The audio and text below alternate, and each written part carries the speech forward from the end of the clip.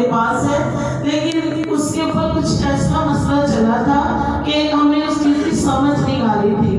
तब खुदा ने अपने आदम को हमारे साथ टच किया, तो जब खुदा के आदम ने देखा तो खुदावंद ने अपने बंदा पर साथ किया। तो तकरीबन 20 डे रात और दिन हम लोग जंग में थे, रूहानी जंग में थे।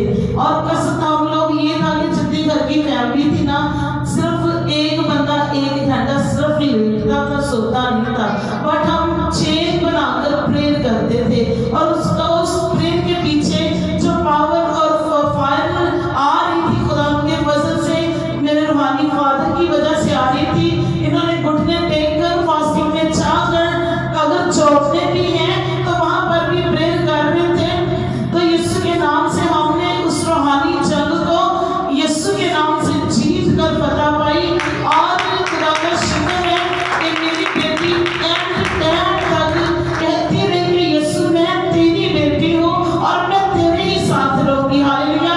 खुदावंद ने शैतान के हाथों से मेरी बेटी को बचा कर उसको अपने बाजू में ले लिया। इसका सारा जिलाल और इज्जत मैं खुदा यीशु मसीह को देती हूँ। हालेलुया। कुछ दिनों की जब बहुत ज्यादा धुंध पड़ रही थी, ये भी टेस्टमनी मेरी लाइफ में है।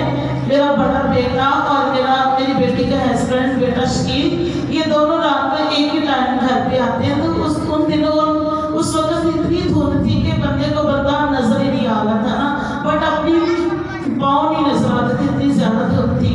तो 2:30 बजे का टाइम था। तो क्या हुआ कि जब वो रेस्टोरेंट से निकले आ रहे थे तो सड़क पे कुछ नजर नहीं आ रहा था, ना कोई लाइट नजर आ रही थी।